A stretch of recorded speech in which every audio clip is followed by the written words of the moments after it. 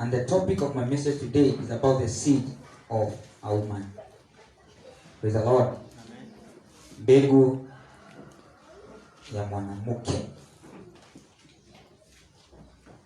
Na mbegu hii upendo imewindwa kwa miaka mingi na adui, lakini hakuweza, na hata leo hataiweza. And somebody say amen.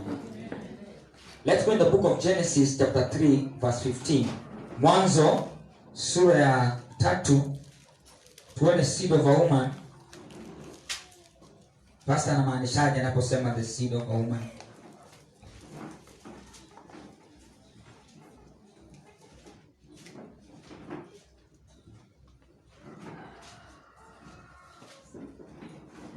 Chapter 3 verse 15.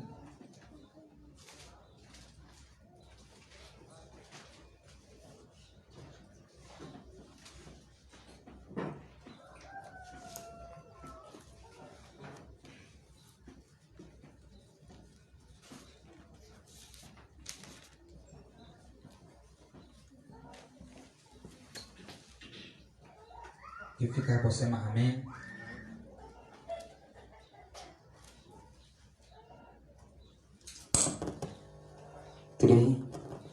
Verse 15. Inasema, and I will put enmity between you and the woman, and between your offspring and hers. He will crush your head and you will strike his heel.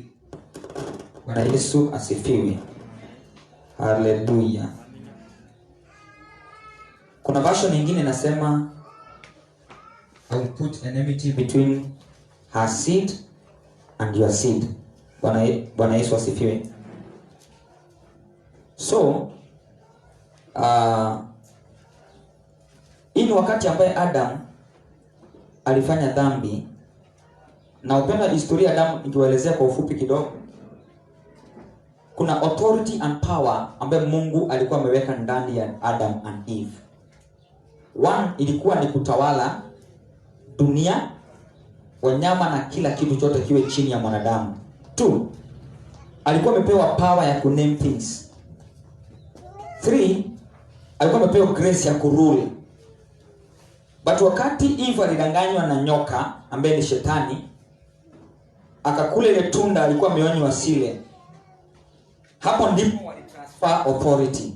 Ikatoka kwa mwanadamu ikapeanwa kwa shetani. Shetani aligrab, akanyakua authority, dominion and power from the man. Bwana Yesu asifiwe. Kutoka hapo mamlaka ya mwanaume ikaisha, ile ambaye alikuwa amepewa.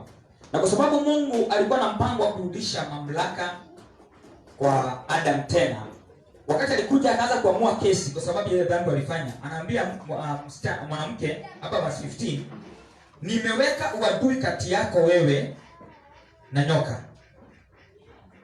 Nyoka atakuwa anauma uzao wako kisigino, lakini wewe utakuwa na mkanyanga kichwa. Bwana Yesu asifiwe.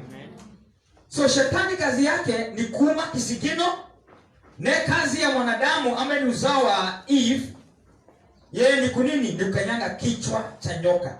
Hii ni spiritual. Si kusema sasa tuingie kwa kichaka tukatafuta nyoka tukanyange kichwa. Hapana. Nyoka ni shetani na mipango yake na principality zake na magonjwa na laana zake. Anapokanyangwa kichwa, authority ananyang'anywa. So shetani aliposikia hiyo statement, nataka unielewe vizuri mpendo, maana hapo kuna ufunuo. Wakati shetani alisikia hiyo statement, Mungu ameiaddress. Alianza kukibizana na uzao wa Eve, ajue ni seed gani hii itanikanyanga kichwa. Ni seed gani hii itanyang'anya authority. Bwana Yesu asifiwe sana. Hallelujah. Hiyo sauti sasa imeingia mzuri. Amen. Nataka nikupeleke through history ya seed of a woman. Tuweze kuunderstand adui aliitafuta, ametaka kuipiga, na hiyo seed of a woman ni nani? Hallelujah. Amen. Seed of a woman alikuwa ni Yesu Kristo. Na Mungu alijua kupitia uzao wa Eve Yesu atakuja kuzaliwa ambaye atakuwa mbegu ya mwanamke. Sababu Yesu hakuzaliwa na mwanaume hakuhusika pale. Yesu alizaliwa kwa uwezo wa Roho Mtakatifu. Hiyo seed ndio ilikuwa imepangwa na Mungu ikuje ikanyange shetani. Sasa nataka kuchukua through from the history uweze kuona mbegu hiyo Mungu aliprotect aje na ilikuja kutokelezea namna gani. When you read the book of Genesis 38 verse 29, utapata kwamba kuna mtu alikuwa anaitwa Juda. Ukianzia verse 1, Genesis 38 verse 1 teremka 29 nasema ukifika kwa 38 kuanzia 1 mpaka 29 kuna historia inasema about Judah. Praise the name of the Lord. Wakati Mungu aliita Abraham to endeleze the seed of a woman, alikuja akawa na mtoto aliyekuwa anaitwa Isaac. Isaac na yeye akuja akapata watoto ambaye ni wawili, ambaye ni Jacob na Esau. Sasa Judah huyu alikuwa ni mtoto wa nani? Kwa Judah. Kupitia kwa Judah a seed of a woman itatokelezea hapo ambaye ni Kristo. Yakobo alikuwa na 12 children. Na huyu Yuda ndio Mungu alichagua aendeleze uzao ambao utakuja kumleta Kristo. Sasa wakati yetu kisoma utaona Juda alikuwa na vijana watatu. Wawili wakawa wabaya machoni pa Mungu, Mungu akawaua. Akabakisha kijana kamoja kadogo. So firstborn ya hawa vijana wa Juda alikuwa ameoa msichana anaitwa Tamar. Na huyu msichana wakati bwana yake alikufa hakuwa amepata mtoto. Juda akamwambia secondborn, ingia kwake umuoe, at least uzao wa ndugu yako usipotelee chini. Even today in Kenya kuna tribes wanafanya hivyo. Mzee akikufa na hako maybe amepata watoto anachukuliwa na ndugu yake. So hivyo ndivyo pia kulikuwa kunaendelea enzi hizo. But kijana kuna kitu alifanya ikamkasirisha Mungu akamuua. So ikabaki thirdborn kijana kadogo kaisi kakaoa kalikuwa ni kadogo. Juda akapata Tamar ambaye ni binti yake akamwambia, sasa maana vijana wote wamekufa. Imebaki mmoja ni mdogo. Wacha ile siku atakuwa mkubwa nitakupea kuoe. Tamar akajiweka vizuri akajitunza angoje kijana akuwe mkubwa. Wakati kijana alikuwa mkubwa hakupewa Bwana asifiwe. Wengine wazazi wanafanyaga makosa. Unapea mtu hope. Hope ambayo unajua hakuna. Kijana kawa mkubwa akafika age ya kuoa, hapewi Tamar. Tamar naye akasema na wewe Juda wewe si mwerevu. Nitakuchorea maana siwezi kufa bila mtoto. Na mimi niliolewa kwako. Do you know what happened? Kusoma hiyo verse 1 kusoma hiyo story yote kwa hapo. Tamar alijua kuna miezi ambayo watu wanataka kondoo zikatwe manyoya. Zitengenezwe vizuri. Akajua kwamba Juda atakuja. So alienda akatoa mavazi yake, akavaa mavazi ya kikahaba. Akaenda kando ya njia kwa niambia huko. Akakaa hapo. Na maana Juda alikuwa na record ya ofisi. Bwana Yesu asifiwe. Ameoa lakini bado ni fisi. Sasa Tamara akamngojea kwa street. Juda akaja kuona hapa kuna mrembo. Unataka aje? Pesa ngapi? Naambia mimi nataka unipatie kiasi fulani. Huyo jamaa Juda akamwambia mimi sina pesa, lakini za kuachia pete yangu na hii staff yangu ya kulisha mbuzi, ile siku nitaleta pesa utanipatia. Waka-agree. Jambo la kushangaza Tamari usiku huo akashika mimba. Baada ya miezi kadhaa wakati Juda alirudi nyumbani kukuja kuleta ile pesa alipe ule mrembo hakumpata, akaulizia kuna kahaba anakuwa hapa, akamwambia hapa kuna kahaba. So yeye akarudi na vitu zake. So baada ya miezi kadhaa Tamara akaonekana ni mjamzito. Na wanajua hana mzee. Kile walifanya walimchukua wakasema anafaa kupigwa na mawe maana amefanya uzinifu. So Juda akaitwa akamwambia msichana wako amefanya dhambi, lazima apigwe na mawe, njoo ushuhudia akipigwa na mawe. Na yeye Juda akasema yes. Apigwe na mawe, hiyo ni dhambi. Na ni yeye. Wanaume sometimes hata wale na mwanamke aliyetewa Yesu, wanaume wanajipenda. Kwa sababu hata yule mwanamke aliyeshikwa akiwa kahaba, ule mtu aliyekuwa na yeye akizini alikuwa wapi? Bwana Yesu, Bwana asifiwe sana. Mbona aliletea Yesu mama peke yake? Kwani mzee alikuwa wapi? Tena alikuwa kizini peke yake. So judgment ya men sometimes walitoa. Juda akasema mleteni apigwe na mawe nikishuhudia. Mama akasema before munipige, nataka kusema kwanza mimba ni ya nani? Sema naka. Ndio tunipitishe upigwe. Mwenye hizi vitu ndio mwenye hii mimba. Yuda akapanua mdomo, haya. Si pete ni yangu. Kwani wewe ndo akajiuliza maswali mengi akasema okay. Enyewe huyu mama ako right. Mimi nilimdanganya. Nitampatia kijana yangu nikakataa. So alinitime kwa njia hata apigwe na mawe, wacha azae hawa watoto. So hapo 39 tumesoma 39 Genesis 38:29 inasema kwamba ilipofika Tamar, kumbe ile mimba alishika ilikuwa ni ya mapacha, watoto wawili. Ilipofika season ya kujifungua according to the Bible, maandiko yanasema kwamba kijana aliyekuwa supposed azaliwe akiwa second born, Yesu asifiwe, akachomoa mkono. Yaani sometimes naangalia Bible unashangaa, kwani kuna aje duniani? Akachomoa mkono. Hebu tusikie hiyo verse vile inasema. Usiseme kwamba pastor anatunga hadithi yake. Hapo Genesis 38:29.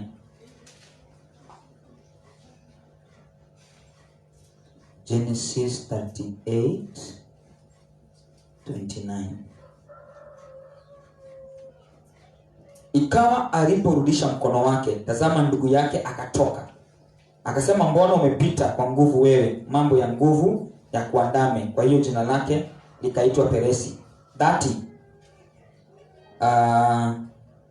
inasema hivi, akatoka ndugu yake baadaye ana uzi mwekundu mkononi mwake, naye akaitwa jina lake Zera. Now ukiangalia hii verse utaona kwamba wakati Tamar alifika kiwango chake hasa ajifungue watoto,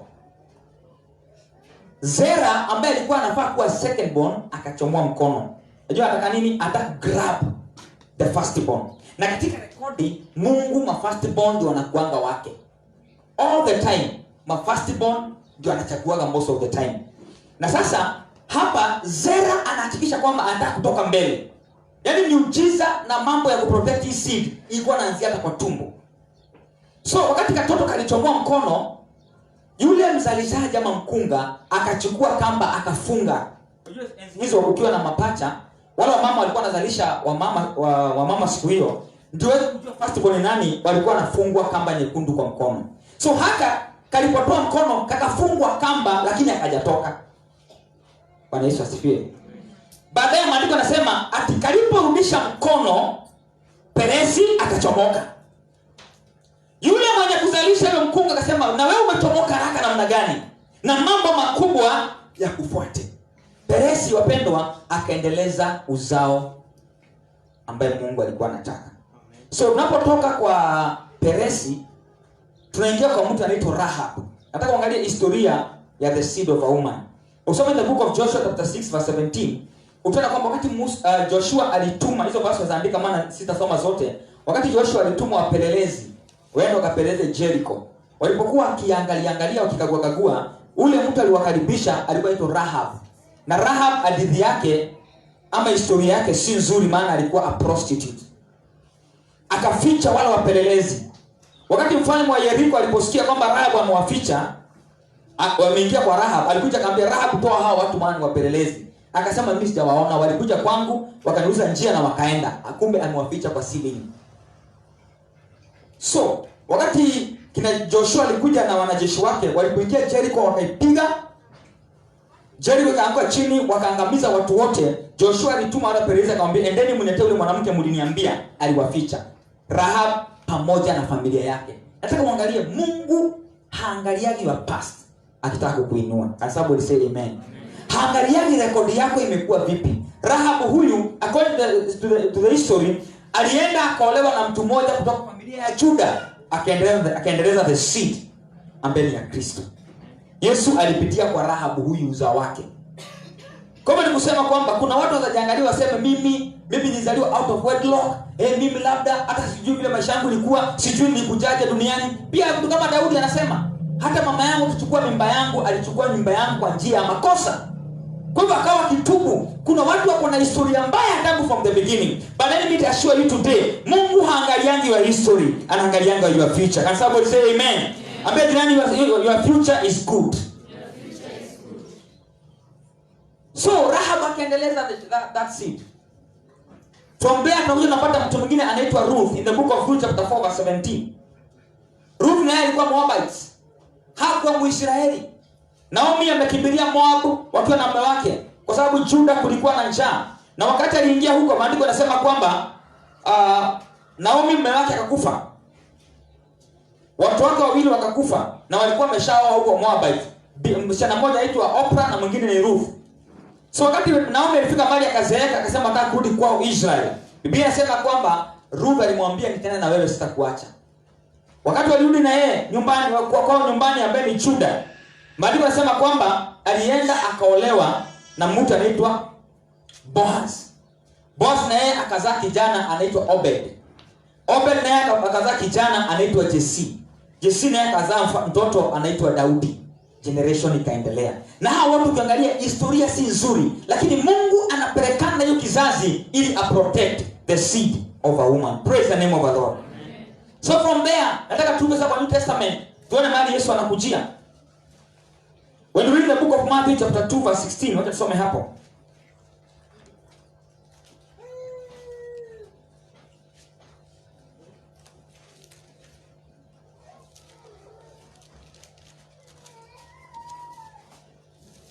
Matthew chapter 2 verse 15.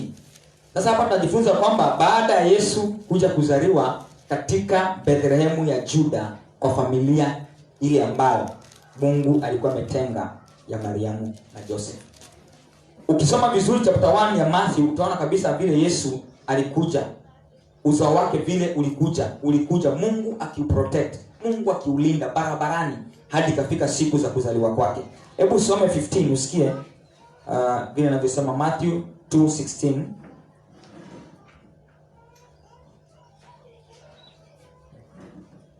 Ndipo Herode alipoona ya kuwa amedhihakiwa na wale mamajusi, alikadhabika sana, akatuma watu akawaua watoto wote wanaume waliokuweko huko Bethlehemu na viungani mwake mote, tangu wenye miaka 2 na waliopungua kwa muda ule aliohakikisha wa wale mamajusi. Sasa hapa the seed of a woman amezaliwa na mwanamke anaitwa Mary ambaye ni Kristo Yesu. Na wacha nirudi nyuma niwaambie hivi. Mungu alikuwa na uwezo ya kutuma Yesu atoke mbinguni akuje aingie hapa duniani. Lakini hange qualify kuokoa mwanadamu. Maana shetani angesema mimi sikumnyang'anya mwana wako huyo ambaye ni spirit mamlaka, nilinyang'anya mwanadamu. Kwa hivyo that's why Yesu alikuja akazaliwa kama mimi na wewe. Akazaliwa akalelewa kama vile mimi na wewe tulilelewa. Na shetani maana alinyang'anya mwanadamu mamlaka, Yesu akaja kama mwanadamu ndio qualify kuingia kuzimu, amnyang'anya shetani ufunguo na akuje nayo. So alikuwa akiwinda watoto, akaingia Herode. Maana alijua kuna katoto kamezaliwa na inawezekana akatoto kama ndio the seed of a woman. Na alisikia malaika akisema, so alibidi aingie Herode aanze kuua watoto wote wa miaka 2 kurudi chini ili Yesu auawe pale. Lakini Mungu akaongea na Joseph usiku kwa ndoto, akamwambia chukua mtoto kimbilia Misri, maana yule anawinda mtoto akaribu kumfikia. Yesu akawa protected. Can somebody say amen? So seed of a woman imewindwa miaka mingi. Rekodi yake haijakuwa nzuri, lakini kwa neema ya Mungu Bwana amezidi kulinda na kuprotect the seed ambaye tunakuja kuona kwamba inakuja kuokoa mwanadamu. Bwana Yesu asifiwe sana. Yesu akazaliwa akakua. Na wacha niwaambie, Bible yote from the Old Testament up to New Testament is about Christ. Bwana Yesu asifiwe sana. Ni vile sina time ningeweza into details mweza kuunderstand. Let me give a good example like Joseph. Joseph historia yake inafananishwa na historia ya Yesu. Kitu cha kwanza aliuzwa na mandugu zake. Yesu aliuzwa na Judas Iscariot. Amen. Akaenda kwa Potiphar's house akajaribiwa huko. Yesu alipoenda jangwani alijaribiwa na shetani kwa desert. Akaenda gerezani. Bwana Yesu asifiwe. Kule gerezani alikutana na wajamaa wawili ambao mmoja alikuwa mshaji wa mfalme na yule mwingine ambao alikuja kumletea ndoto. Akawafasiriza ndoto wajamaa wawili. Yesu aliposulubiwa akiwa msalabani alisulubiwa na waizi wangapi? Wawili. Baada ya hapo tunaona kwamba anaenda analiliziwa, anaenda nakutana na mfalme, anakuwa prime minister. Yesu naye baada ya kufufuka anaenda mkononi mwa kuume wa Mungu. Zinapelekana. So Old Testament unapoisoma wewe ona Yesu pale. Hata usoma kitabu cha Walawi about sacrifices, ambao hizo sacrifices za kutoa ng'ombe na mbuzi na nini. Unaposoma hiyo verses zote about hizo sacrifices, ona ina symbolize ama inaelezea about Jesus. Daniel story yake is about Christ. Old Testament, hata bila New Testament unafaa kumuona Yesu kwa Old Testament. And somebody say amen. Amen. So hapa tunaona kwamba Yesu amezaliwa na amegrow, amejaribiwa in Luke chapter 4, akajaribiwa, akatoka majaribu, akaanza ministry. Emu yake kubwa amekujia mamlaka ambaye mwanamke na mwanaume walinyang'anywa kwa shamba la Edeni. Na hii unabii Mungu alitoa ya kwamba utakanyanga nyoka kichwa. Yesu alikuja kwa sababu ya hiyo. Ya kwamba apitie haya yote, aponye magonjwa, aende kaburini, na baada ya hapo qualified kuingia the holy of holies, akute shetani huko, baada kumazana na Mungu, akute shetani huko, amkanyange shingo na mnyang'anye mamlaka. Bwana Yesu asifiwe. So baada ya miaka 3.5 Yesu akahubiri duniani, akaponya magonjwa, akafufua wafu, baadaye akashikwa. Na before ashikwe, shetani kuna kitu moja alipanga, na alikuwa amechora but hakujua. Kuna kitu nasemanga, kama shetani angejua kifo cha Yesu kitakuja kumwaibisha, hangemruhusu akufe. But yeye alikaa chini na mapepo akafanya mahesabu. Wakasema the enmity yako na Mungu ilikuwa ni mimi nikanyangwe kichwa ama ni muume kisigino. So kile alifanya, alitumia tricks. Akaenda kauma Judas kisigino yake ya kiroho. Akamwamrisha kwamba aende alipwe amsaliti Yesu, na akafanikiwa kumsaliti. Shetani alifanya mahesabu akasema, ni nani mwanaume gani ashakufa kafufuka? Huyu nimegundua ndio the seed. So nikimuua hataweza kunikanyanga kichwa. Na akafanikiwa. Akaingia mapolisi wa Kirumi, akaingia Judas, akaingia Mafarisayo na Masadukayo, wakapanga njama na Herode pamoja na Pilato, wakamsulubisha Yesu. Shetani akiwa kule alikuwa akapiga makofi. Hata anasema seed of a woman, nimemuuma kisigino. Huyu hata faulu, hata fanikiwa, nimemshinda. Kitu moja hakujua. Yesu alipokufa on Friday, Saturday in the morning alikuwa amemtembelea. Bwana Yesu asifiwe. Alimtokelezea vizuri. Hebu tusome in the book of 1 Peter 3 verse 20.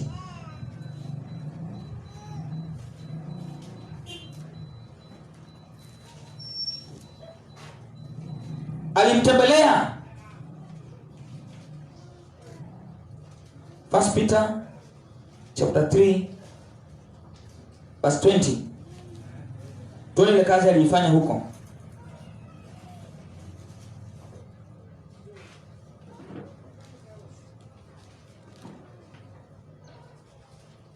Tuanzie verse 19. 1 Peter 3:19. Ukifika kwa sema amen. Anasema hivi, ambapo hiyo aliwaendea roho waliokaa kifungoni, akawahubiria watu wasiotii hapo zamani uvumilivu wa Mungu ulipokuwa kingoja siku za Nuhu, safina ilipokuwa ikitengenezwa, ambapo ndani yake wachache, yani watu 8 waliokoka kwa maji. Kitu cha kwanza Kristo alifanya, aliendea wale watu wote ambao walikataa kutii the gospel of Noah. Walikuwa wameuliwa siku ya gharika. Yesu aliwaendea na akawahubiria kuzimu. Akawaambia, mlikuja huku lakini hamko mmenisikia. He preached the good news to them. Hizo mioyo walipomkubali wakiwa kuzimu, akasema wafunguliwe. Walipofunguliwa wakatoka, maana walitii gospel. Hiyo ni njia moja kusema kwamba Yesu ameanza kuchukua mamlaka. Maana mamlaka ya kuua ilikuwa na shetani. Mamlaka ya kuangamiza ilikuwa na yeye. Ufunguo kutesa na kuangamiza ulikuwa mikononi mwake. Baada ya kutoa Hawa na kuambia ondokeni, hebu tuone kitu kingine alifanya shetani. Let's go in the book of Colossians chapter 2 verse 15. Uone ile vita ilikuwa hapo, ndio mamlaka shetani anyang'anywe. Colossians chapter 2 verse 15.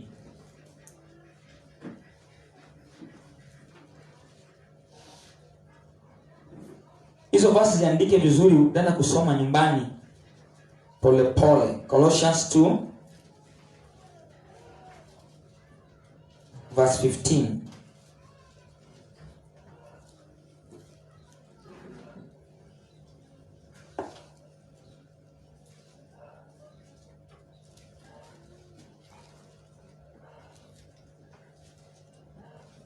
Hebu tuanzie 14. Nasema, akisha kuivuta ile hati iliyoandikwa ya kutustaki kwa hukumu zake, uliokuwa na wadui kwetu, akaiondoa isiwepo tena, akaigogomea msalabani.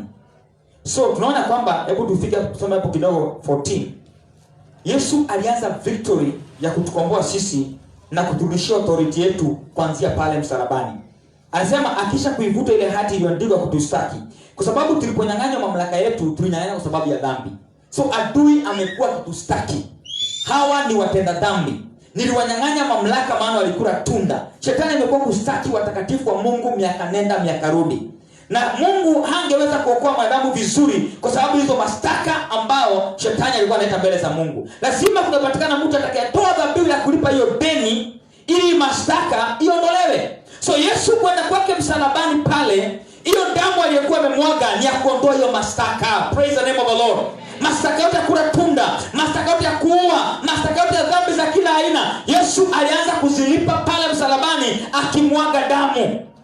Anasema hivi, kwa sababu ilikuwa na wadui kwetu 14b, wadui akaiondoa isiwepo tena, akaigogomea msalabani. So akiwa on the cross, hapo ndipo alitondolea mashtaka yote. Hallelujah. Kwa hivyo wewe ambao kitambo before uokoke uliiba ng'ombe na mbuzi wenyewe, uliokoka ulisamehewa, mashtaka iliondolewa. Praise the Lord. Amen. Kitambo wewe ulinyemelea bibi ya mtu lakini ulikuja ukaokoka, ulisamehewa. Don't go there. Bwana asifiwe. Amen. Wana mnyamaza hapo. Hallelujah. Ambaye jana ulisamehewa.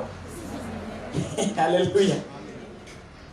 Akaigogomea msalabani.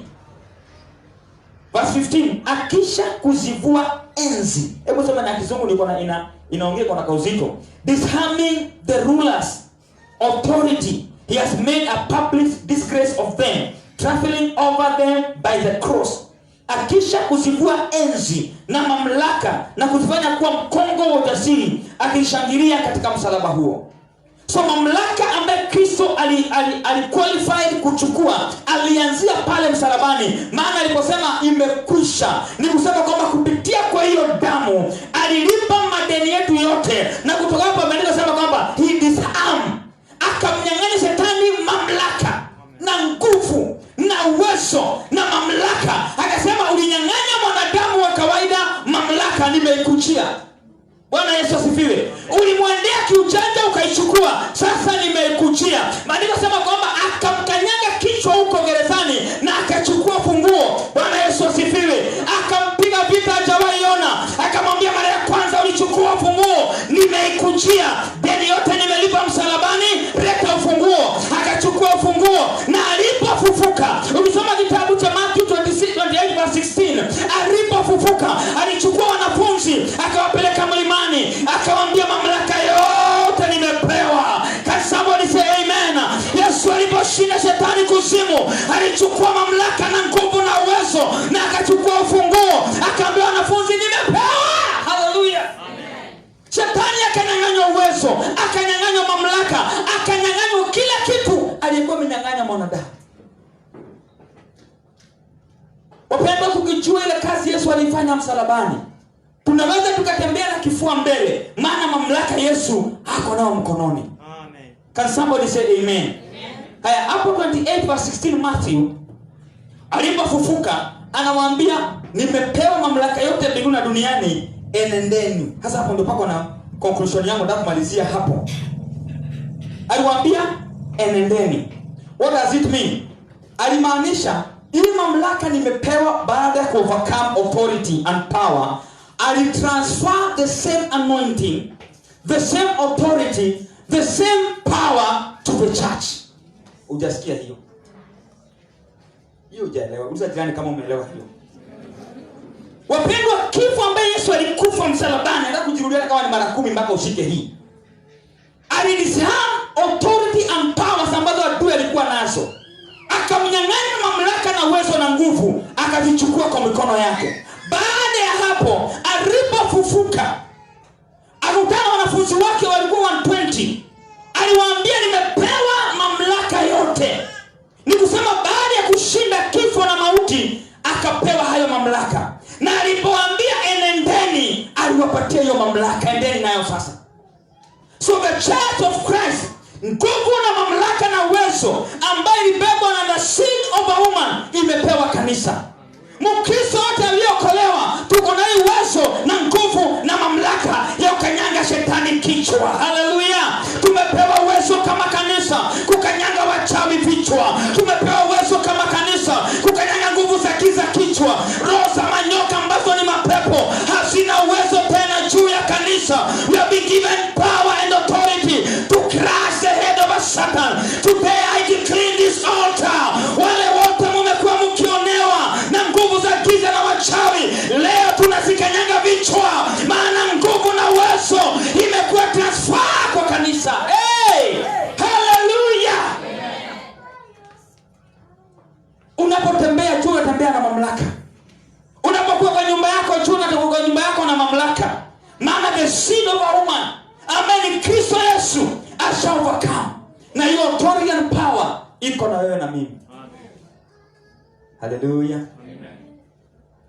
Sasa ujue watu wale ambao wanateseka huko nje ni wa familia yenu, wanasumbuliwa na mapepo, wanasumbuliwa na forces fulani, wewe ndio umekataa kuwasaidia, si Mungu.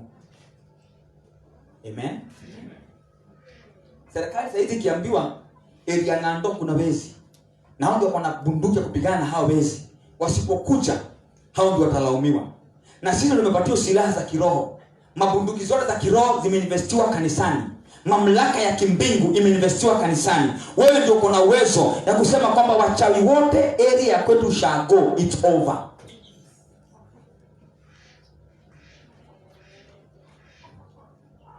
Hebu tusome Luke 10:17.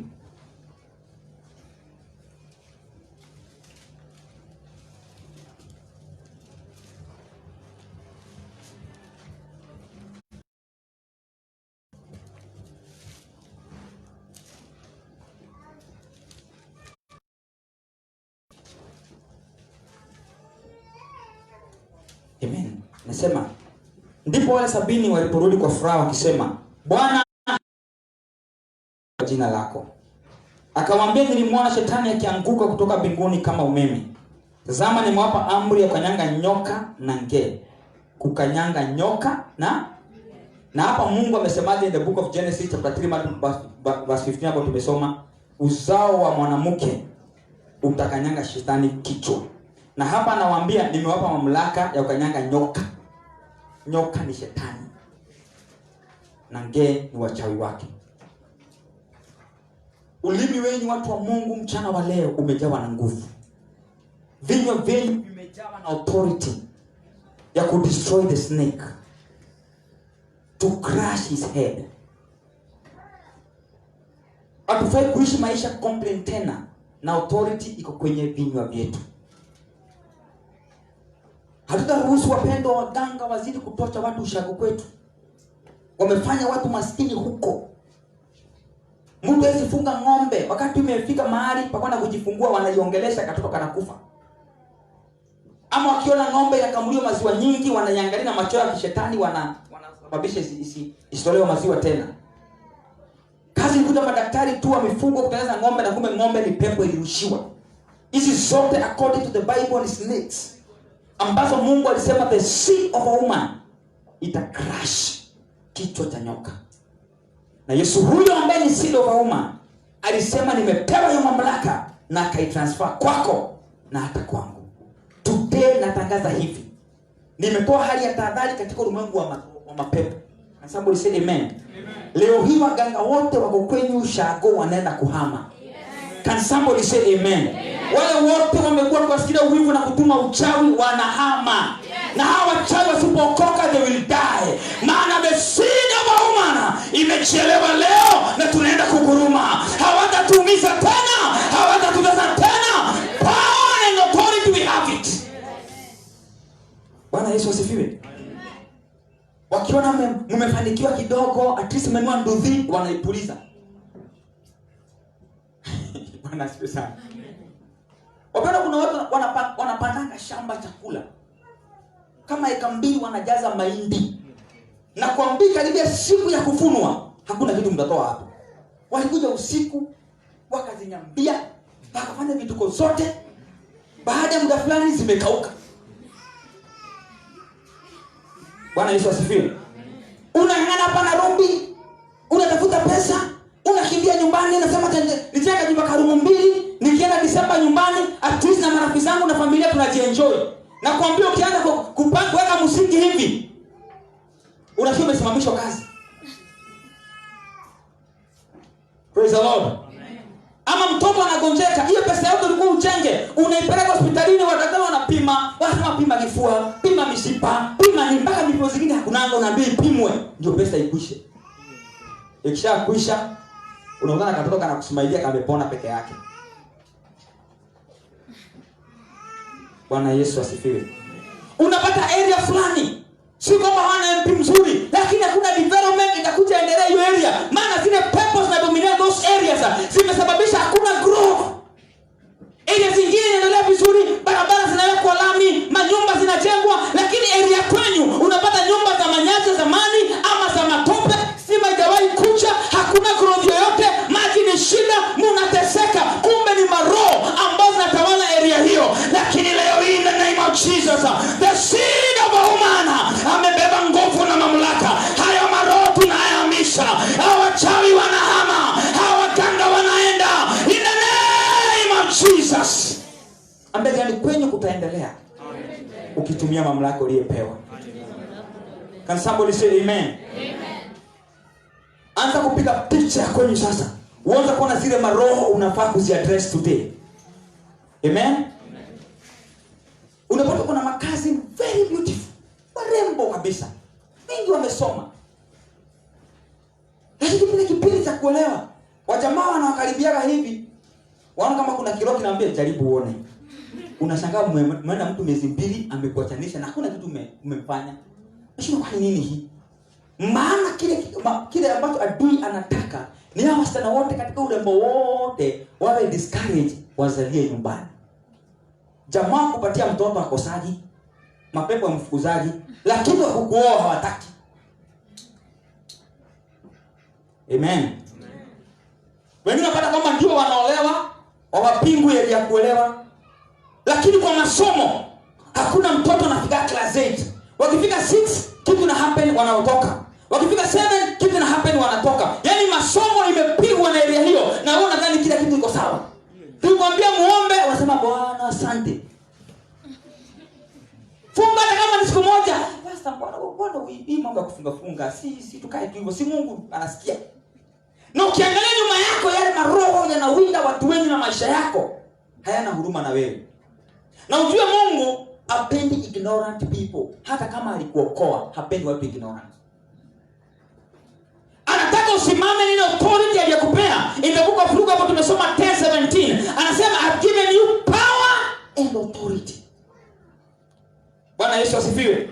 Wapenda, mimi naamini hivi, Wakristo wakijielewa leo, watu bila mamlaka waliopewa, wanaweza kubadilisha Kenya. Hata hitaji wanasiasa watundizi barabara, hata hitaji wanasiasa watuletee maendeleo. We can stand and pray na to provoke heaven. Maroho za delay development, tushike hizo maroho, uone barabara ikitengenezwa na kila kitu. Maana kuna vitu mapepo inashika kwa anga.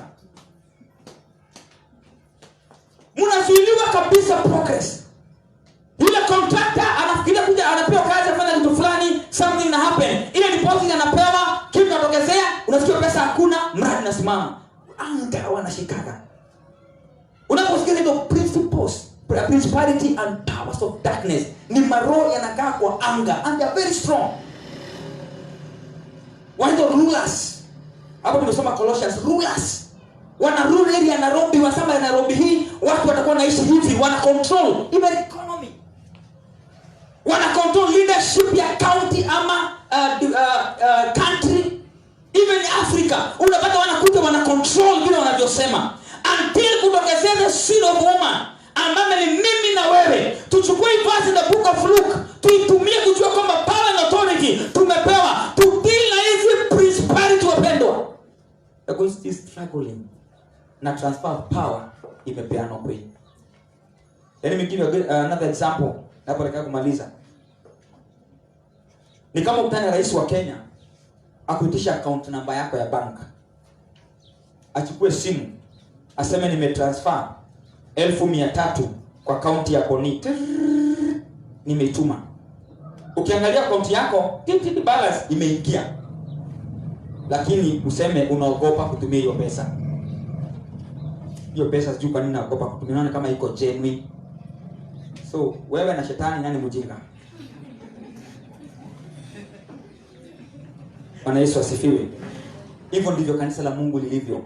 Limepewa power and authority. The keys ya kufungua kila milango umepewa. Mamlaka ya kuongea mambo inafanyika iko ndani yenu, lakini hamuitumii. Umetransfer hiyo maybe milioni 1 kwa account yako, but you are still complaining. Sina rent, sina hii, na account yako iko na pesa. Wakati unapo complain vile mapepo yamekufanyia na uko na power and authority is the same like yule ambaye ana complain na account yake iko na pesa. Amen. Kuna mama mmoja aliyekuwa amezoea kuomba sana, alikuwa ni mwalimu. Na kila jioni lazima aombe walimu wenzake fare. Ani nipe 50 bob. Kesho anaomba mwingine hivyo.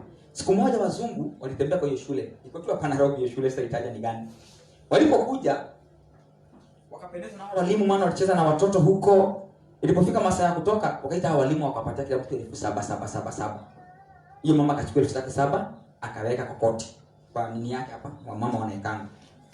Ilipofika jioni, akutule ana mawio, mahelmao. Nipe pound ya fare. Akamwambia mama mwangu shwari. Hata 1 hour haijaisha tangu 7,000 upewe. Zimeenda wapi? Nimesahau kama nilikuwa ngapi? Ni kuzoea kitu kibaya mpaka inakuwa your lifestyle. Hiyo roho ishindwe kwa jina la Yesu. We have been given power and authority. Chochote ambacho tumeinherit ambacho si cha Mungu, lazima tuachane leo. Madeni is not your portion, lazima muachane leo. Magonjwa si yenu, lazima muachane leo. Laana si yako, lazima muachane leo. Chochote ulinherit ya mapepo by authority of the name of Jesus, lazima muachane. Hallelujah. Chochote ambacho familia yenu ilirithi na si ya kiungu, lazima leo mamlaka tuliyepewa na mbegu hiyo mwanamke ambaye jina lake ni Yesu, lazima tuyangushe chini. Kila madhabahu ya kuwa limit, lazima tuyangushe chini. Kila madhabahu ya kuwagonga, ukikaribia progress yako unakongwa, hiyo roho leo hii lazima tu crush kichwa. Ambia jirani yako jitayarishe ku crush the serpent head. Hakuna shida yenyewe mpaka vile unasema head. Unadhani head ni rafiki yako? Tui. Nataka kumwambia na authority. Mwambie today. In the name of Jesus.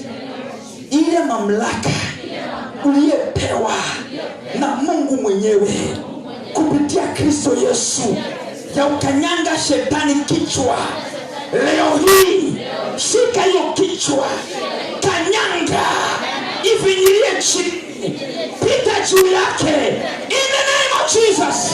Hey, hallelujah. Leo hii ninaona mapepo yakipiga nduru yakikimbia, maana leo lazima yatuachilie. Leo hii nyoka lazima yatuachilie. Hatutaumwa visigino tena, tutakanyanga kichwa cha shetani. Wengi tulioumwa visigino leo, hiyo kisigino taitumia kanyanga shetani kichwa. Hey, hallelujah. Alisema nimepewa mamlaka, enendeni duniani kote mkahubiri habari njema. Akasema kwamba mtakemea mapepo na yataenda, mtakunywa sumu na haitawadhuru, na akawaambia niko pamoja nanyi hadi mwisho wa dahari. Kanisa, all power and authority haina Yesu, iko kwako wewe. Ashatransfer kwa kanisa, ashapeana authority kwa wazee, ashapeana authority kwa wamama. You have all it takes to destroy the forces of darkness. That power and authority is your portion. Hey, hallelujah. Wale mnakaa kwa nyumba mnasema pastor, mimi kuna panya imenisumbua. Hiyo si jambo la kuletea pastor, unafaa hiyo panya uifukuze. Amen. Pastor nikijekelea hivi na sia vitu vinagonga mlango ngum. Gong. Ninajikunjanga nasema damu ya Yesu nilinde. Waoga ambaye hawajui wako na power. Na shetani ukikemea ukiwa na uoga haendangi. Hata waishi wakija kwako gonga mlango useme Jesus Jesus na uko na uoga, Yesu hawezi kuja. Kwanza Mungu anamwambia amen, anakuja.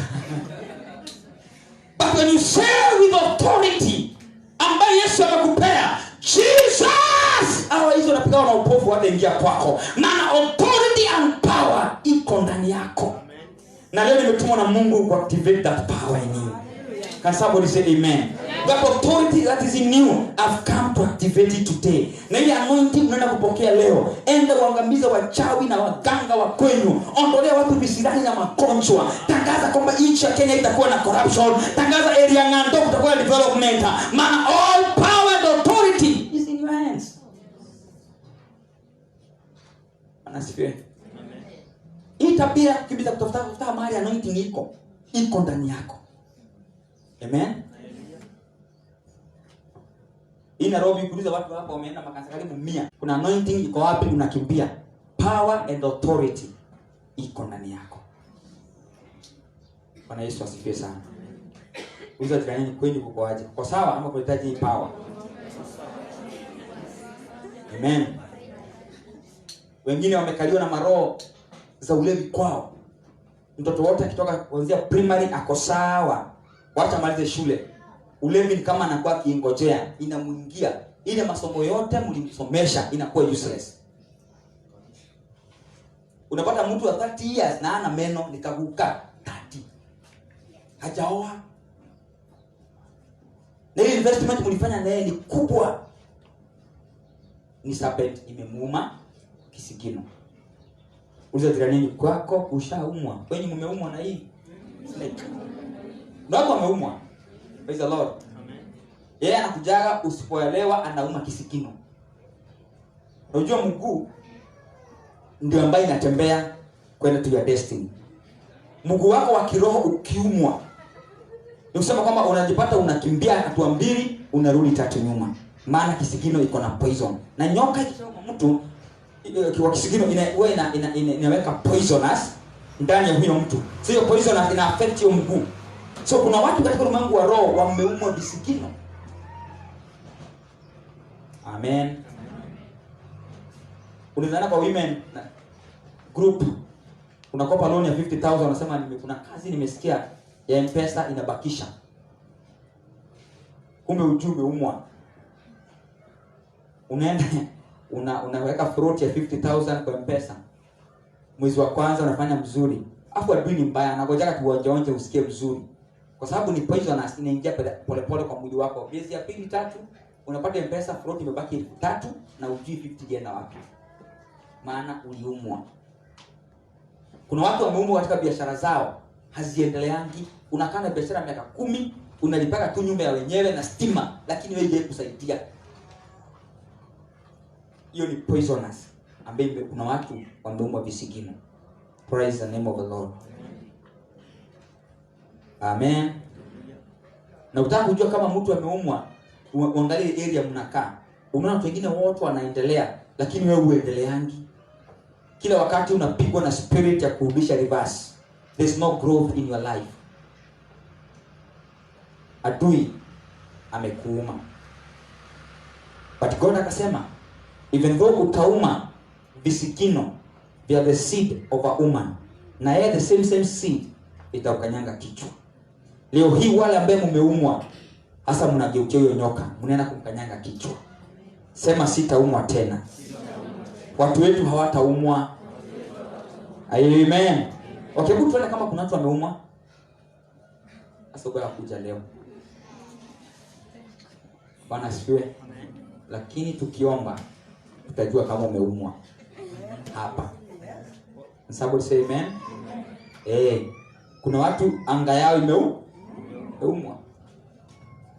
Wakijaribu kuomba wanafika mahali wanashindwa. Chochote kujaribu kufanya akiendani sana, hiyo ni kusema umeumwa. Na unasema kuanzia leo mimi naamua Nitakuwa namtolea Mungu 10% yake na sitakuwa nakula. Mungu, usai unalia Mungu nisamehe. Hiyo wiki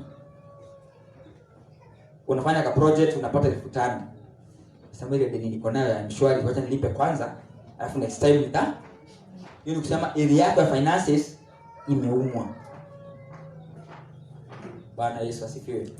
Wengine pesa zao zimeumwa, wakipata pesa sahihi hata alipo today 20,000 30,000 within 1 week, hiyo pesa hakuna na hizi kuambia imeenda wapi, zimeumwa.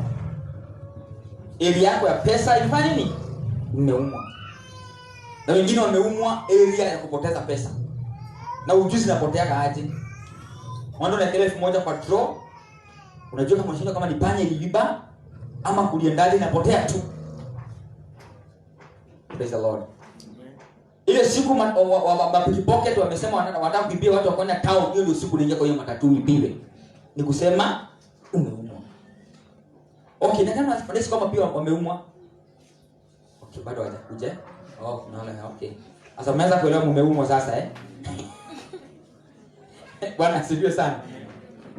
Kuna jamaa mmoja rafiki yangu aliniambianga, mimi ni nyumba nakaa nitahama. Nikamwambia kwa nini? Niko nimewekelea 500 juu kwa draw. Imagine panya imekuja imekula kichwa Moi peke yake. Nikajua huko kuna vitu vinaumana huko. Watu wanaumana huko nje. Watu wameenda mahasara.